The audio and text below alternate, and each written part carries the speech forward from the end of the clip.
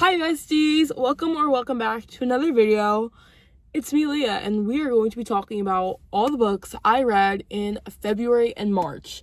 I decided to combine February and March because February I read a lot of good books, and by the end of the month didn't really have time to film a wrap up. And then March I literally read one book, so I'm like, okay, I'll just combine this into one video. We have a lot of good ones. I want to say I read 5 books in February, 1 book in March, and it's not even mid-April yet, and I've read like 4 books. So we've been doing good. I'm proud of myself. Let's get started and talk about these books. I'm excited. Okay, we're starting with February. First book we have, That's Not My Name, by Megan Lowley, I want to say, wrote it. Oof. Realizing that I don't know these authors' names. I apologize. I don't have the books in front of me. I listened to this book mostly on audio, but I did also read it on Kindle, so it was like a mix of the two. I don't have any complaints about this book. Besides, actually I do. I want to say the ending, because it was kind of like a mix of not what I wanted. It was a mix of not what I wanted, not what I expected, but I did like the plot. That's Not My Name is about, it starts off and it's this girl. She's running out middle of the road. She sees the police or somebody. She sees somebody and they're like asking her about herself. She's like, crap, I don't remember my name. And later on, it's like she meets her dad in the hospital and is like, do you remember me? I'm your dad. But things are like not adding up. And then it's this other point of view of this guy. And he's like, yeah, well, my girlfriend went missing, but everybody thinks that he has something to do with it because moments before they like got into a fight. So there's that. It's really good. And the plot twist isn't what you think. I thought I knew what was happening. Did not. But it was really good. I rated this 4 stars. It was a really fast-paced thriller. I want to say I read it in like 2 days. Yeah, I don't have any complaints. It's interesting. I liked it. All right, next we have The Wingman by Stephanie Archer. I've spoken a lot about the Vancouver Storm series, honestly, since my first wrap up on this freaking channel. The Wingman is the 3rd book in the Vancouver Storm series. And I said it before, I'll say it again. I absolutely hated the first one in the series. And when I say that, I mean that is literally top 2 worst books I've ever read in my whole life. And I've read a lot of books only being 17. So it's just, I don't know. The man in that book, Jamie Stricker, he was just possessive. He talked too much when he didn't need to.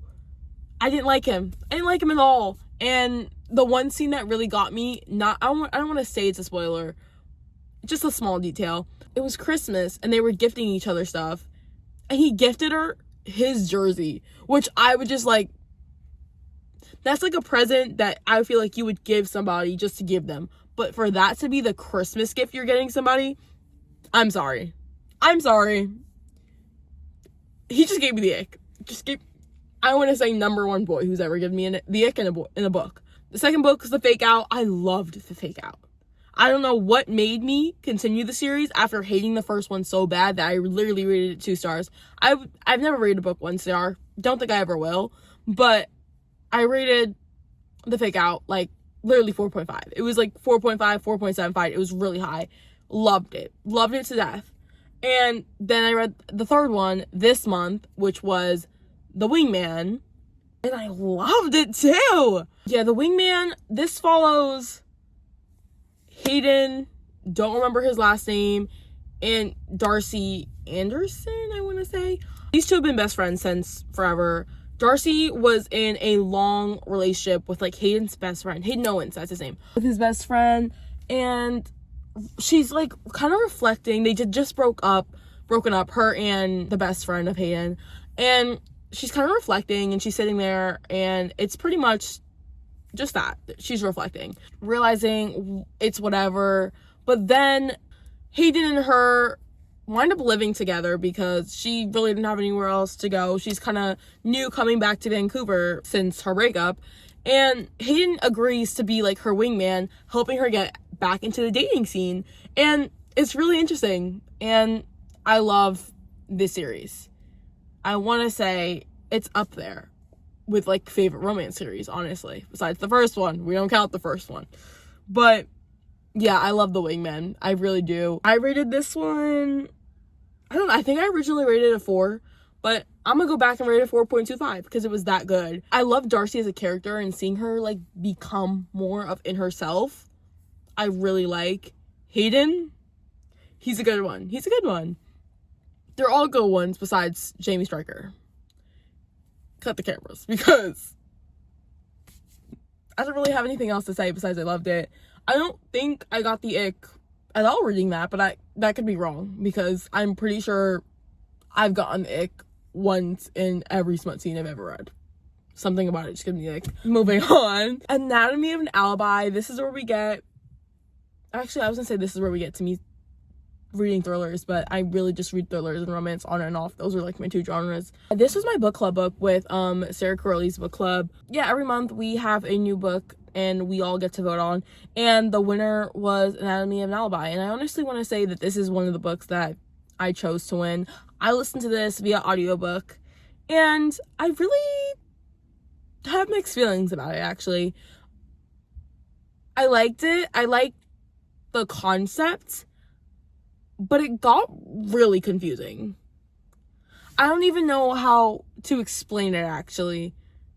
That's how kind of confusing it is. Camille and her husband, don't remember his name. He owns like his own law firm. She doesn't really do anything. Like, she doesn't have a job. I want to say she's like a stay-at-home wife, to be honest with you. I don't remember her having a job, and I'm sorry if she actually did.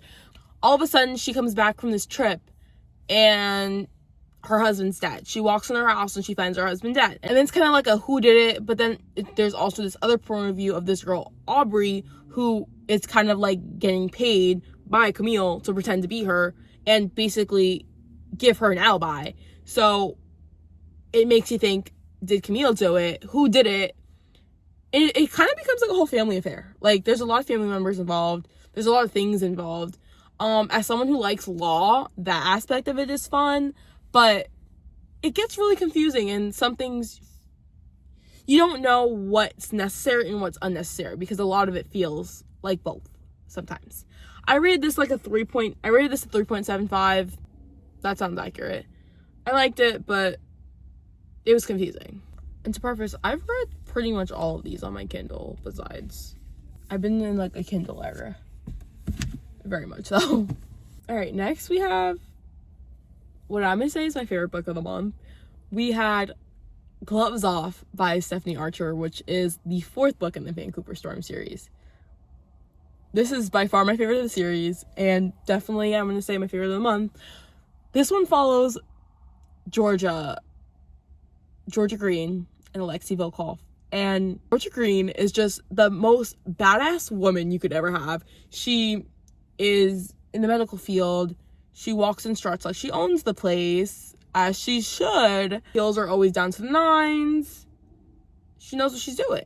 And Volkov plays hockey. I don't know if I said Vancouver Storms is a hockey series. I don't think I did. Because although there are hockey players, who really cares about the hockey? You know? I loved it. It's enemies to lovers, pretty much. It's Marriage of Convenience. And I don't think I've ever read Marriage of Convenience before this one.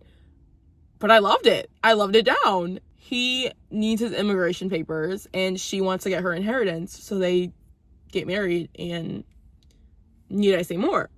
Rated this one 4.5. I really debated it being a 5-star. I don't remember the reason as to why it wasn't, but I really did debate it because it was so stinking good. It was so stinking good! I miss it. I miss that book. I miss it with my whole heart, and I can't wait to talk to you guys about the last one in the series that I read yesterday.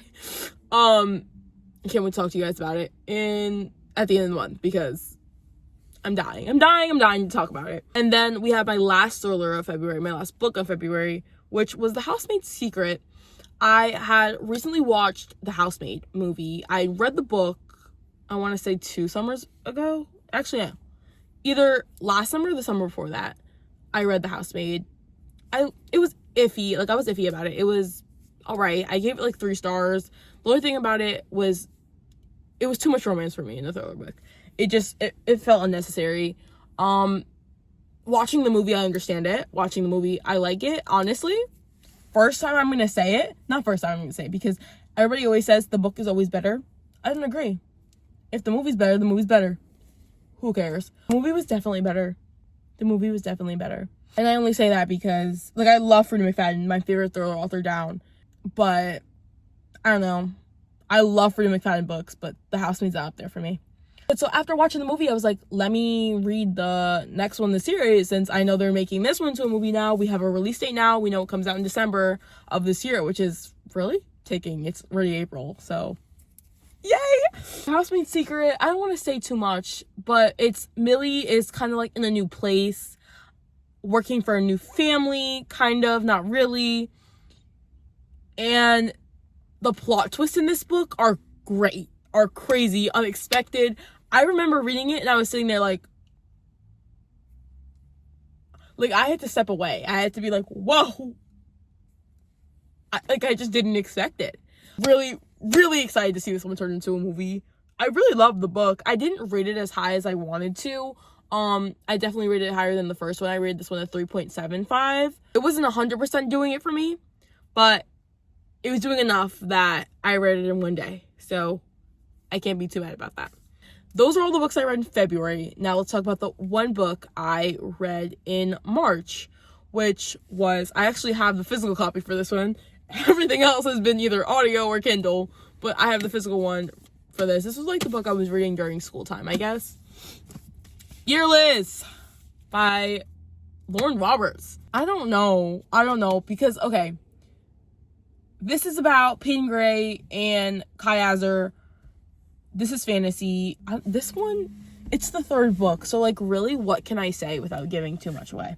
Peyton Gray gets caught stealing something, and they think she's an elite. So in return, Peyton Gray has to go through these trials, pretending as if she has these deathly powers and can rule the world, when she's really just a human girl. She's really just a human girl. I definitely want to say Reckless was my favorite of the 3. It's a trilogy, unless we're talking about Powerful. Even though that book was like 100 pages, I loved it down. I don't know how I felt about this one. I feel like the whole series, there's a lot that can be said quicker.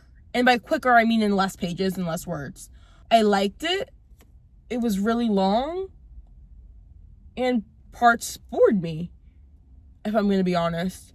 I rated this one a 3.5. I liked the end. The ending was okay. Like, I liked the end. The middle was all sorts of whack. The beginning had me enticed. So, a lot going on. But, yeah, 3.5. Didn't hate it, didn't love it. Which I guess is why 3.5 makes sense. And also, something happens to a certain character. I'm not going to spoil it.